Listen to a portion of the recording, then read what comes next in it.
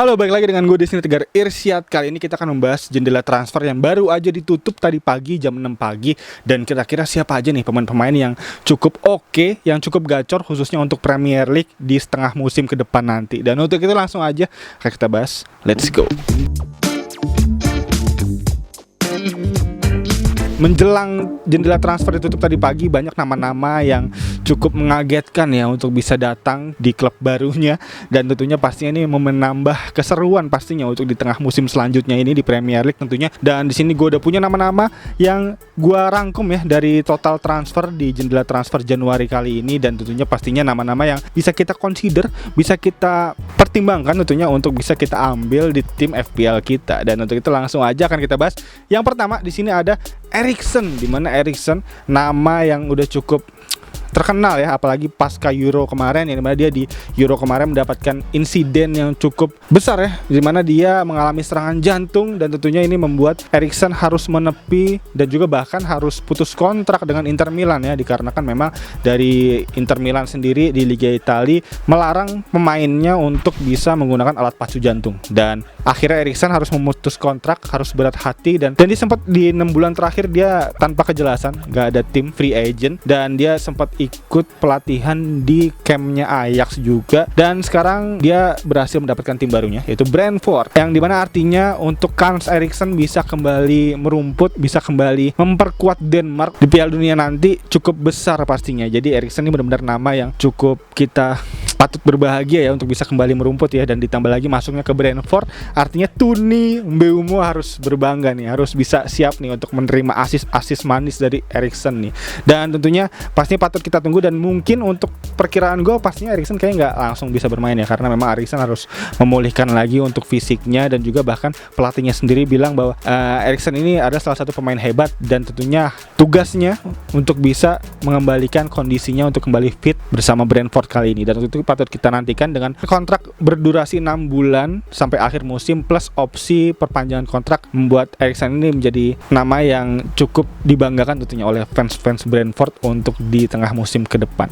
Dan selanjutnya di nama kedua gue ada Luis Diaz, di mana Luis Diaz dari Liverpool ya, di mana Luis Diaz ini salah satu bomber yang gue rasa cukup oke juga ya dari FC Porto ya, di mana berhasil dicolong oleh Liverpool. Ya, di mana kabarnya kan juga si Luis Diaz ini sempat mau ke Tottenham Hotspur ya, cuman memang berhasil ditikung oleh Liverpool dengan mahar 45 juta euro dengan durasi kontrak 5 tahun nih, di mana artinya Luis Diaz ini kan posisinya di left wing forward ya, artinya di sebelah kiri, dan itu artinya bisa menjadi pelapis Mane atau mungkin bisa menjadi ancaman ya buat Mane untuk soal starting line. Nah, patut kita nantikan tentunya untuk Luis Diaz. Dan selanjutnya di nama ketiga gue ada Kulusevski.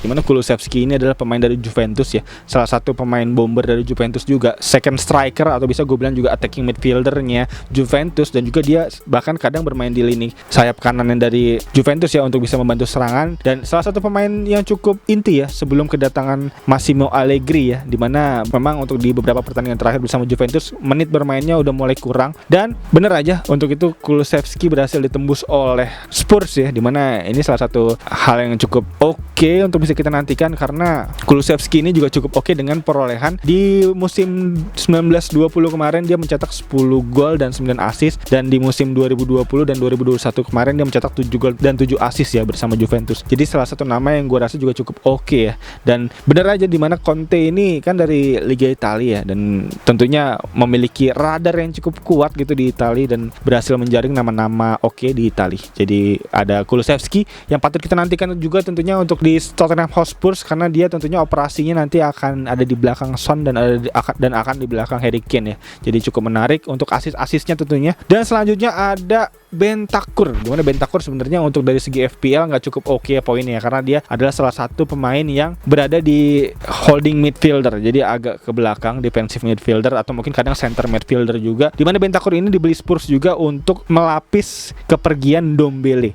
Jadi bisa jadi menjadi double pivot ya kalau memang dia main dengan skema 4-2-3-1 ya. Dia akan tandem dengan Oliver Skip, atau mungkin kalau 3-5-2 juga bisa tentunya untuk bisa menjadi center midfielder midfielder di tengah Bentancur ini. Jadi cukup oke harusnya dengan dibeli oleh Spurs dengan harga 19 juta euro dan kontrak durasi hingga 4 tahun, dan ditambah dia dari Juventus kemarin telah mengumpulkan cap hingga 181 pertandingan dengan perolehan 3 gol dan 17 assist. Jadi artinya menjadi salah satu pemain yang cukup inti juga dari Juventus ya, dimana artinya si Conte ini udah ngeborong 2 pemain dari Juventus. Cukup menarik. Dan yang menariknya Bentancur ini adalah passing akurasinya hingga 89%. Jadi salah satu pemain yang cukup menghubungkan antara sektor pertahanan dengan sektor penyerangan. Jadi tentunya ini dibutuhkan banget ya, apalagi dengan skemanya Conte, serangan balik cepat juga dari Son dan Harry Kane tentunya. Jadi patut kita nantikan tentunya dari Spurs ini melalui Kulusevski dan Bentancur. Dan selanjutnya kita bergerak ke Newcastle, di mana Newcastle ini membeli banyak pemain nih. Newcastle lagi belanja ya, di mana lagi spending money ya, lagi banyak, lagi flexing tentunya, di mana dia telah mendatangkan 5 pemain baru, di mana diantaranya ada Bruno Guimaraes, di mana Bruno Guimaraes ini juga salah satu pemain yang menjadi incaran banyak tim ya, dan juga salah satu pemain yang dengan penuh talenta, dan juga salah satu bisa dibilang playmaker terbaik di Liga Perancis. Dia bersama Olympique Lyon dan dia dibeli dengan 39,7 juta pound sterling. Itu salah satu angka yang cukup tinggi juga untuk seorang attacking midfielder. Jadi gue rasa Bruno Guimaraes patut dinantikan, ditambah lagi Newcastle dengan pemilik yang baru nggak tanggung-tanggung gitu untuk beli pemain untuk melengkapi skuadnya. Gue rasa Newcastle bisa menjadi ancaman baru nih untuk tim-tim Premier League di tengah musim ini tentunya. Dan selanjutnya di nama kedua ada Chris Wood, di mana Chris Wood dari Burnley ya, dimana dibeli dari Burnley dengan harga 30 juta pound sterling. Di mana ini sebenarnya salah satu pembelian yang patut gue pertanyakan ya, kenapa dengan Chris Wood yang udah berumur 30 tahun dan dibeli dengan 30 juta pounds, dan juga dia bahkan dari 17 penampilannya di musim ini hanya baru mencetak 3 gol aja. Ini patut dipertanyakan karena ini gue rasa cukup mahal ya untuk Chris Wood bisa dibeli dengan harga segitu. Dan yang lucunya lagi, Burnley artinya tanpa striker ya, dan Burnley sempat pusing tentunya untuk di Januari ini tanpa striker, di mana striker dia juga kan cedera kemarin ya. Dan untuk itu Chris Wood menjadi striker baru dari Newcastle, tandem dari Callum Wilson tentunya untuk di depan Newcastle kali ini. Dan selanjutnya Newcastle beli Trippier, di mana Trippier back kanan dari Newcastle ini yang baru cukup patut kita nantikan juga, karena Trippier ini salah satu pemain yang memiliki sistem bermain layaknya back sayap modern ya, di mana dengan speednya dia, dengan umpan-umpannya dia, trupas-trupasnya dia, gue rasa menjadi paket lengkap di era modern back kali ini. Dan untuk itu Trippier cukup menarik dengan harga 13 juta pounds, dibeli oleh Newcastle dari Atletico Madrid. Dan selanjutnya ada Matt Target, di mana Matt Target ini baru banget ya, 3 hari yang lalu atau 2 hari yang lalu berhasil diambil oleh Newcastle dengan status pinjaman ya dari Aston Villa, di mana Aston Villa udah kedatangan Digne. Jadi Matt Target akhirnya dipinjemin oleh Aston Villa karena memang numpuk ya di sebelah kiri ya. Artinya untuk Newcastle ini memiliki double wingback yang cukup oke, di mana ada Matt Target di sebelah kiri dan ada Trippier di sebelah kanan. Mantap banget. Dan juga di lini tengah nggak ketinggalan, Newcastle beli Dan Burn, di mana Dan Burn dibeli Newcastle dari Brighton ya dengan harga 13 juta pounds. Salah satu back yang cukup tinggi ini bisa menjadi palang pintu yang cukup kuat tentunya untuk Newcastle ya, bersama Jamal atau mungkin bersama Sarr ya di lini belakang, dan Newcastle cukup oke. Dan selanjutnya kita bergerak ke Aston Villa, di mana Aston Villa kali ini gue catat, gue rangkum ada 2 nama yang cukup oke yang bisa kita patut lihat tentunya, bisa kita patut pantau tentunya untuk di beberapa pertandingan ke depan, yaitu ada Coutinho dan ada Digne, yang mana dia udah diambil dari awal Januari ya, jadi udah sempat bermain juga dan tentunya cukup impresif penampilannya, karena Digne telah mencetak 1 assist dan Coutinho telah mencetak 1 gol dan 1 assist. Salah satu nama yang cukup instan untuk performanya didapat dari Aston Villa ini, dan cukup kita harus lihat lagi tentunya, karena bersama Gerrard ini permainan dari Aston Villa bisa gue lihat cukup menarik, cukup skillful, cukup determinasi tinggi, dan cukup menghibur lah, cukup entertaining untuk ditonton pastinya. Dan untuk itu Aston Villa pastinya cukup oke dengan kedatangan 2 pemain ini, cukup mengisi tentunya untuk di lini tengah dari Aston Villa. Dan selanjutnya kita bergerak ke Everton ya, dimana Everton ini cukup banyak nih, dimana di Everton ini juga telah kedatangan 5 pemain baru juga, dimana diantaranya ada Van de Beek, dimana Van de Beek ini dipinjam ya dari Manchester United dengan 6 bulan durasi kontraknya, dan dengan kontrak 100% gaji dibayar oleh Everton. Jadi cukup menarik karena Van de Beek awalnya sempat mau ke Crystal Palace, cuman memang Crystal Palace masih negosiasi soal gaji yang hanya 75%, dan benar aja Everton berhasil menikung di menit-menit akhir pasca pasca kedatangan dari Lampard ya selaku pelatih dari Everton, dan Van de Beek berhasil dipenuhi untuk permintaan gajinya 100% diambil alih oleh Everton untuk di tengah musim selanjutnya. Dan Van de Beek gue rasa cukup happy karena Van de Beek memiliki visi untuk bisa memperkuat tim nasionalnya untuk bisa bertanding di Piala Dunia besok ya. Jadi Van de Beek mau gak mau harus memiliki menit bermain nih untuk di tengah musim terakhir ini. Jadi pastinya Van de Beek udah meminta juga tentunya untuk Rangnick bisa memainkan dia, tapi ternyatanya Rangnick nggak bisa memenuhi permintaannya dan hanya mampu bermain dari sektor pemain pengganti, dan itu juga cuma sekali ya kalau gue catat ya. Tentunya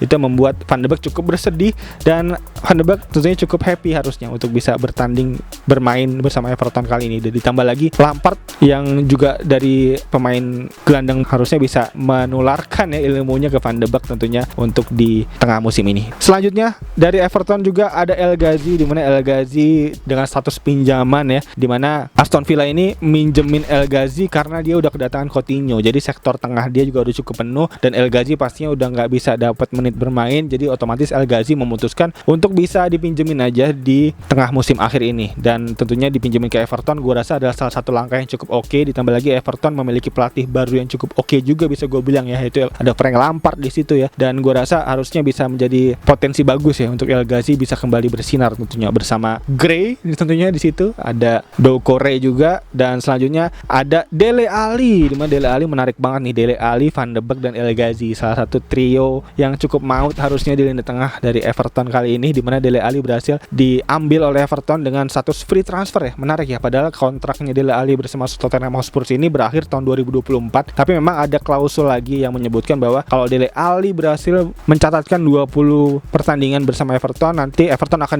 membayar 10 juta ke Spurs. Jadi itu cukup menarik tuh. Berarti artinya Dele Alli untuk kontraknya berdasarkan bermainnya dia. Jadi layaknya Chamberlain ya waktu Liverpool ya membeli Arsenal ya, bahwa ada kontrak yang menyebutkan bahwa Chamberlain kalau bermain lebih dari 70 menit dia akan dapat kompensasi transfer ke Arsenal. Jadi itu cukup menarik tuh, dan mengakibatkan si Chamberlain ini hanya bermain rata-rata 65 menit aja gitu.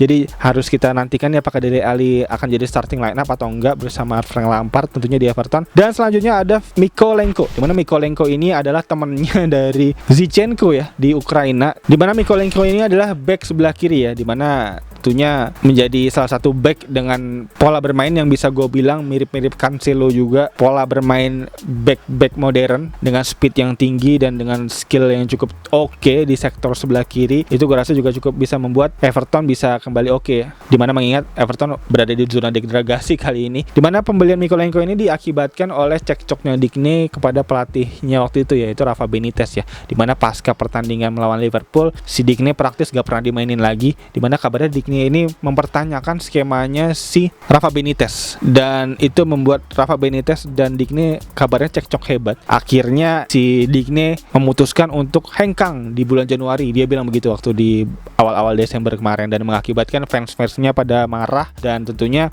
bener aja si Digne kemarin waktu di pertandingan melawan Everton ya bersama Aston Villa, dimana Digne ini ditimbuk Tupperware ya oleh supporter dari Everton ya pasca asisnya dia tentunya terhadap golnya Aston Villa waktu itu. Jadi menarik banget untuk Digne bisa kita lihat di sini, dan gue rasa untuk cekcoknya Digne ke Rafa Benitez cukup beralasan karena memang Rafa Benitez dibawa ke kepemimpinannya dia bersama Everton kemarin hanya mampu mengumpulkan 18 poin dari 19 pertandingan. Itu salah satu angka yang cukup kurang banget ya, dan bahkan berada di posisi degradasi sekarang, jadi cukup suram. Dan tentunya kita harap dengan kedatangan Lampard bisa kembali membawa kejayaan gitu terhadap Everton dan kawan-kawan. Dan selanjutnya yang terakhir ada Peterson, dimana Peterson ini pemain muda dari Rangers ya, yang gue lihat tentunya pastinya akan menjadi pemain pelapis karena memang masih muda juga, pelapis dari Koeman mungkin di sektor tengah atau Kenny, patut kita nantikan. Dan selanjutnya yang terakhir nih, nama yang cukup oke, cukup gacor, yaitu ada Wout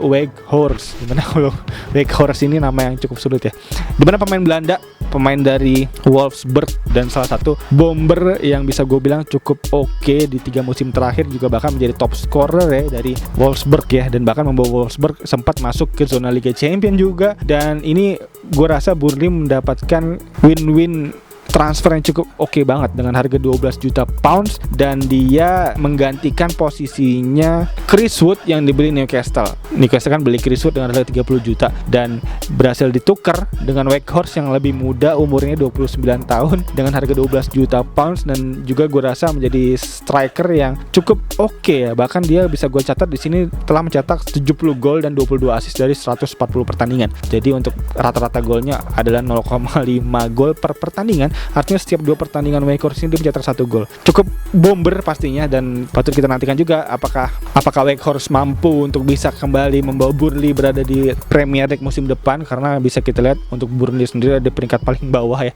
Dan juga Weghorst ini menarik nih, karena kita lihat ya Burnley kan banyak ya double game weeknya ya, karena kemarin banyak yang dipospon juga pertandingannya. Jadi gua rasa harusnya Weghorst menarik banget untuk bisa diambil di FPL teman-teman semua. Jadi untuk itu patut kita pantau Weghorst untuk di beberapa pertandingan depan.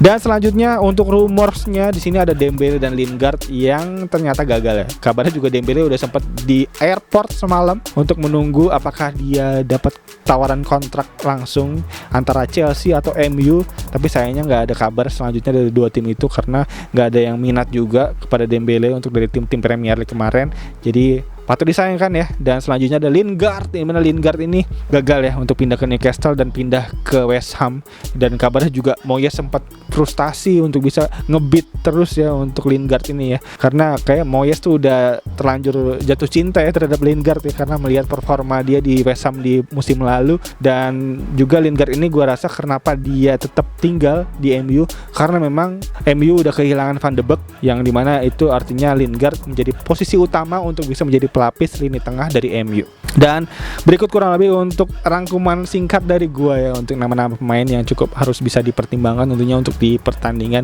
tengah musim ke depan di Premier League. Dan seru pastinya, dan gue cukup excited, cukup gak sabar untuk bisa melihat para nama-nama ini untuk bisa bertanding di Premier League musim depan. Dan untuk itu kayaknya itu aja untuk video kali ini untuk rangkuman nama-nama transfer baru ya di Premier League Januari 2022 kali ini. Dan untuk itu thank you banget udah nonton, dan untuk teman-teman mungkin yang punya nama-nama lain yang terlewat atau punya asumsi lain dari nama-nama ini yang bisa teman-teman sampaikan, bisa langsung tulis di kolom komentar di bawah. Dan gue sangat berterima kasih tentunya untuk teman-teman yang udah nonton, udah ngasih saran, ngasih masukan untuk konten kali ini. Dan kayaknya itu aja. Sekali lagi thank you banget udah nonton. As always seperti biasa gue Tigor Irsyad. Peace out.